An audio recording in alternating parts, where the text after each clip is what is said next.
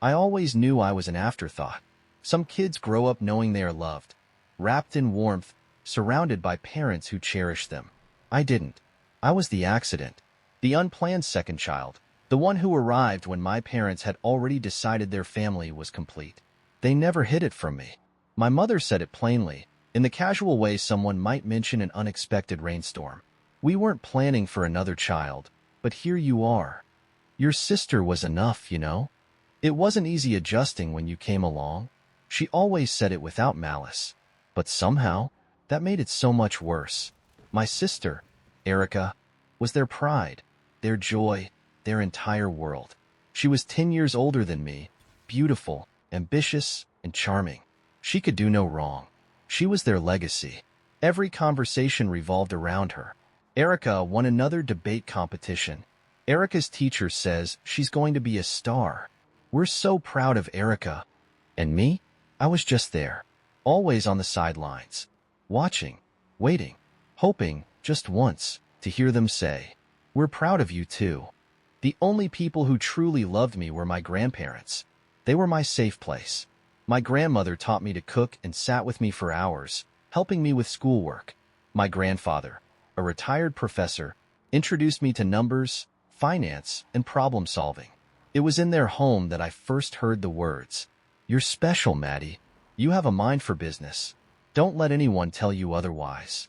I held on to that, because I knew my parents never would. When Erica went off to college, I hoped things would change. That maybe, now that she was gone, my parents would see me. Instead, I became their maid. I cleaned. I cooked. I took on every responsibility that had once belonged to Erica. When I asked why, my father scoffed. "You live here, don't you? You need to contribute." And if I ever hesitated, "Your sister always did her part." No, she didn't. She had never lifted a finger. But they didn't care. Because in their eyes, she was worth something. And I was just a burden to manage. I had one escape. Numbers. Finance. Business. I excelled at it. I aced my math classes. I competed in economic competitions. I won scholarships to top business schools. And then, at 16, I came home grinning with 3 acceptance letters from prestigious universities. I placed them on the dinner table, my heart pounding with excitement. And my mother didn't even look up from her plate. "That's nice," she muttered. "But we can't afford to send you." I froze. "But you paid for Erica's college?" My father sighed. "That was different," he said. "We saw potential in her." And just like that, every ounce of hope inside me shattered. That night, I called my grandmother. Within minutes, I was at their house, crying into her arms. And my grandfather? He just nodded, as if he had seen this coming all along. When I finished explaining, he patted my hand. "Come with me," he said. I followed him to his study, where he pulled out a folder filled with documents, bank statements, investment records, savings accounts. He placed it in front of me and smiled. "We've been saving for you since the day you were born, Maddie. Pick any school you want. We've got you covered." I moved in with them that same night. When I went home to pack my things, my parents barely looked up from the TV. My mother just sighed. "Do whatever you think is best." And I could have sworn I heard relief in her voice. From that moment on, I built my own future. I studied finance at a top business school. I worked my way up to a senior role in investment banking. I became financially independent. By the time I turned 35, I was earning more money than my parents ever had in their entire lives. I had everything they never thought I would achieve. And then, everything changed. Because my grandparents, the only real parents I had ever known, were gone. My grandfather passed first. A heart attack. Sudden. 2 months later, my grandmother followed. She just faded away without him. And just like that, I was alone. I barely made it through the funeral. But just as I was finalizing my grandmother's arrangements, I heard a voice behind me. A voice I hadn't heard in years. "Maddie, sweetheart, do you need any help?" I turned around, and there they were. My parents. Older. More fragile. Looking at me with hesitant, desperate eyes. And suddenly, I understood. They weren't here because they cared. They were here because they needed something. And I had no idea just how far they were willing to go. I stood there, staring at my parents, waiting for them to say what they really meant. Did they miss me? No. Were they here to offer support? Definitely not. Did they suddenly love me after all these years? Not a chance. They were here for the money, and I was about to find out just how much they thought I owed them. I sighed, arms crossed. What do you want? My mother feigned hurt. Maddie, we just lost your grandmother. We should be coming together as a family. I raised an eyebrow.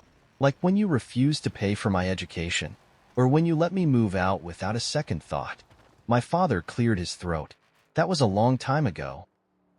The classic, let's pretend we didn't ruin your childhood approach. I waited, silent, because if there was one thing I knew about them, they couldn't stand silence. And sure enough, they cracked. We just wanted to check on you, my mother said, her voice soft and sweet. And well, there's something else. I smirked. There it was. What? She hesitated. The house. My stomach twisted. The house. The only real home I had ever known. The one my grandparents had left to me.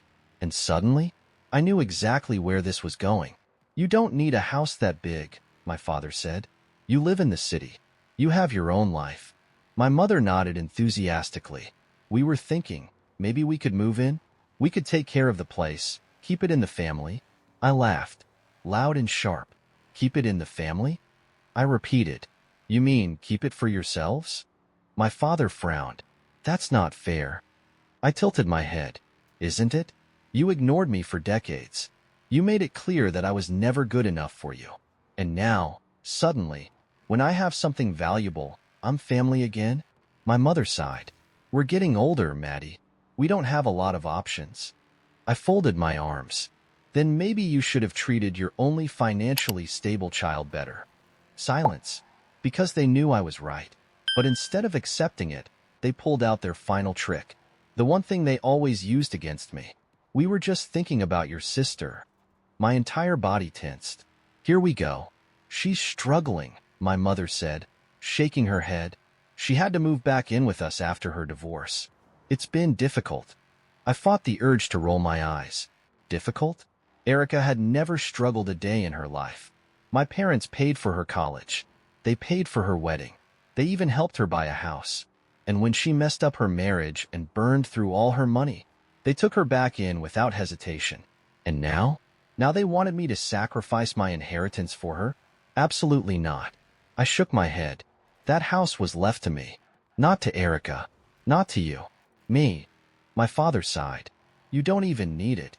I smiled. Neither does she. My mother frowned. It's not about need, Maddie. It's about doing the right thing. I scoffed. Oh, you want to talk about doing the right thing? Let's talk about all the times you did the right thing for Erica but left me with nothing.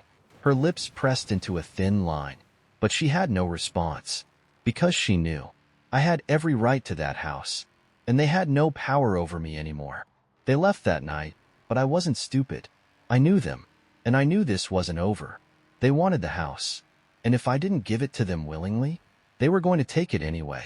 I just didn't realize how far they were willing to go. Because a week later, I came home to a horrifying surprise. I had been staying at my apartment in the city for work, visiting the house only on weekends. But when I pulled into the driveway, something felt wrong. The porch light was on, but I never left it on. The blinds were shut, but I always left them open. And then, I saw it. A moving truck, parked right in front of my house. And standing next to it, Erica.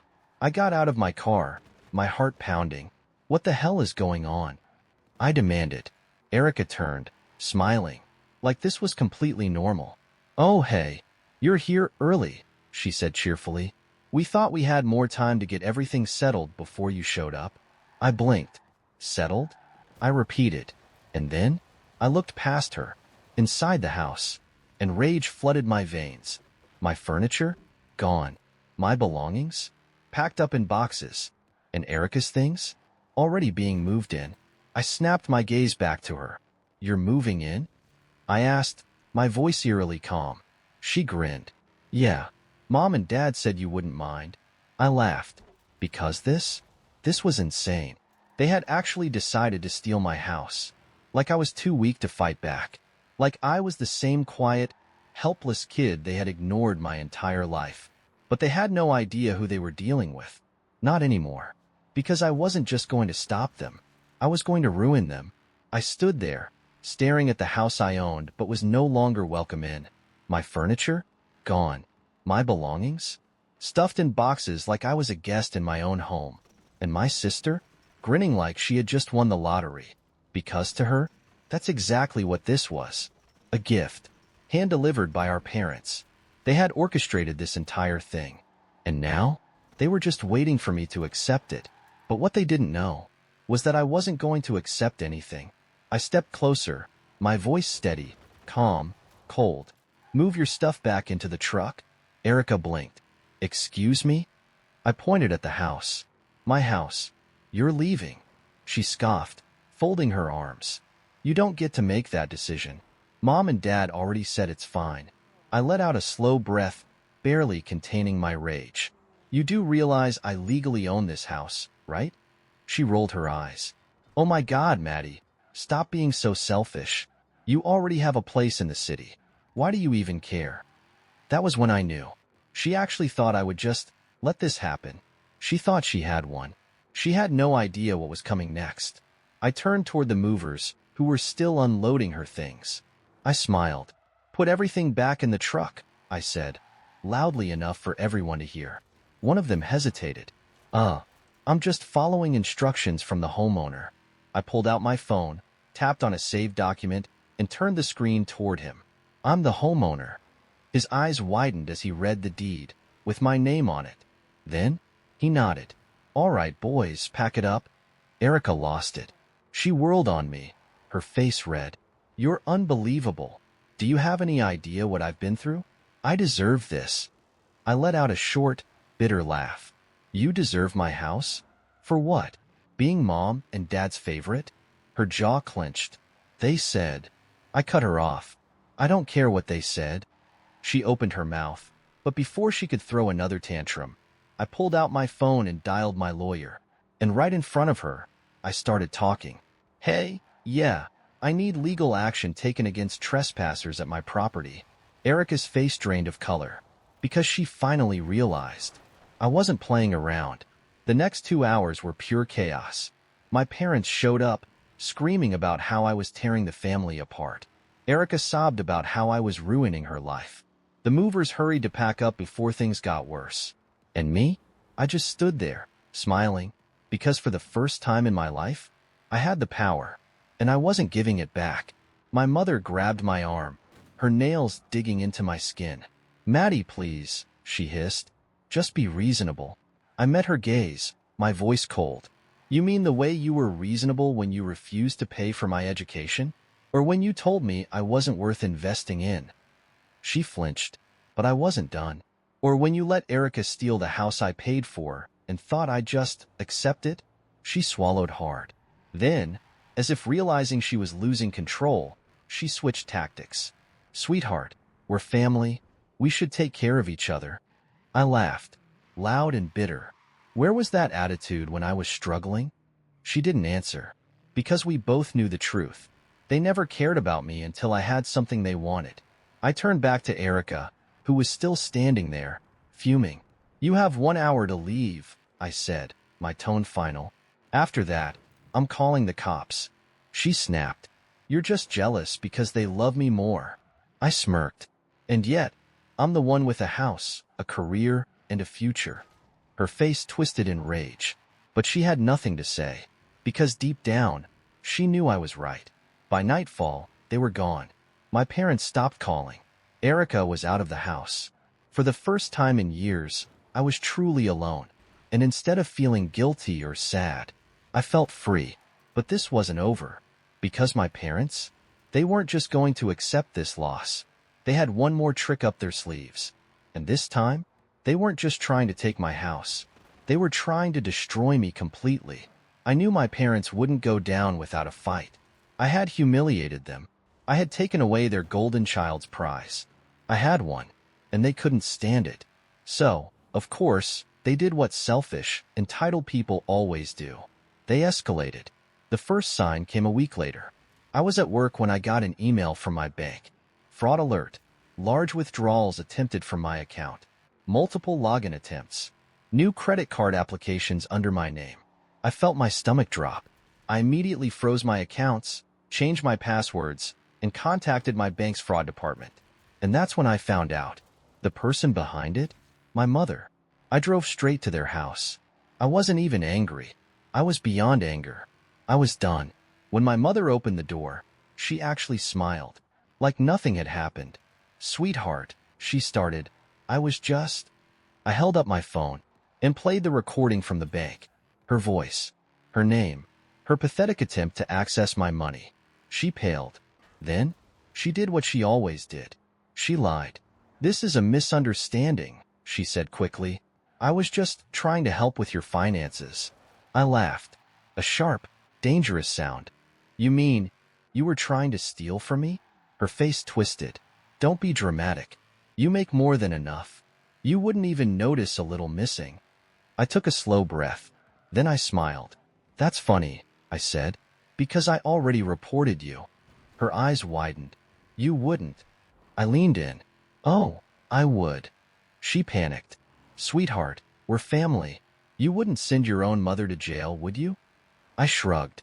"You didn't seem too worried about family when you tried to rob me." Behind her, my father appeared, looking annoyed. "What's going on?" he demanded. I smirked. "Your wife tried to steal my money," I said. "So I reported her for fraud." His expression froze. And that was when I knew. He already knew about it. They were in this together. They had planned this. And now, they were cornered.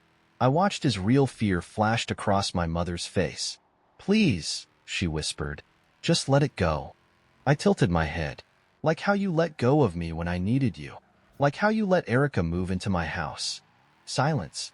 I took a slow step back. Then I said the words that ended everything.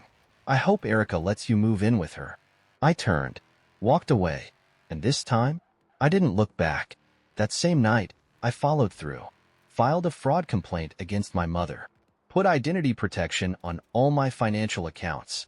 Locked down everything they could possibly exploit. The next day, they called, texted, and emailed, begging, threatening, calling me selfish, heartless, ungrateful. But I ignored every single one, because they had made their choice, and I had made mine. By the end of the month, the fraud case caught up with them. My mother's credit was frozen. Their accounts were flagged for suspicious activity. They were in debt, deep debt, with no way out. And me? I was finally free. Erica tried calling one last time. "You're a monster," she hissed. "You ruined their lives." I laughed. "No," I said. "They ruined their own lives. I just stopped letting them ruin mine." Then, I hung up and blocked her forever. I don't know where my parents are now. I don't care. Because for the first time in my life, I am completely, truly free. And it feels amazing. I thought cutting them off would be the end of it. That I could move on. That they would finally understand I was done. And that I would never have to deal with their nonsense again. For a while, it worked. My mother's fraud case went through. Their credit was wrecked. Erica was stuck dealing with them, since I refused to. And me, for the first time in my life, I had peace. But then, I got a call from an unknown number. And against my better judgment, I answered. "Is this Madison?" a woman's voice asked. I frowned. "Who's asking?" "This is Diane Parker. I'm a lawyer representing your parents." I blinked. For a moment, I thought I misheard her. But then, she continued. "They're filing a lawsuit against you." I almost laughed. "A lawsuit?" I repeated. "For what?" There was a pause. Then she said it. "They're suing you for financial abuse." I actually had to pull the phone away from my ear and stare at it. Because surely, I was hallucinating. My parents, the people who stole from me, manipulated me, and tried to take my home, were now claiming that I had financially abused them? This was insanity. I let out a slow breath. And then, I smiled. Because if they wanted to go to war, I was more than ready. I met with my own lawyer the next day. I laid everything out. The fraud attempts, the eviction, the money they tried to steal.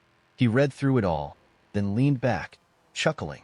"This case will never hold up," he said. "It's ridiculous." I smirked. "I know, but I want to do more than just win." He raised an eyebrow. "What do you have in mind?" I grinned. "I want to make sure they never try this again." The court case was over before it even started. Their evidence was laughable. My documentation was airtight. The judge practically laughed them out of the courtroom. And when the case was dismissed, my parents had to pay my legal fees, which meant they were even more in debt than before. And just like that, they had ruined themselves. Erica called one last time. I let it go to voicemail. Her message was pathetic. She was struggling. Our parents had drained her finances. She was drowning in debt, and she had the nerve to ask me for help. I didn't even bother responding. I just deleted the message, because they weren't my problem anymore. I don't know where they are now. I don't care. They made their choices, and now they were living with the consequences. And me, for the first time, I was completely free, and I wouldn't change a single thing.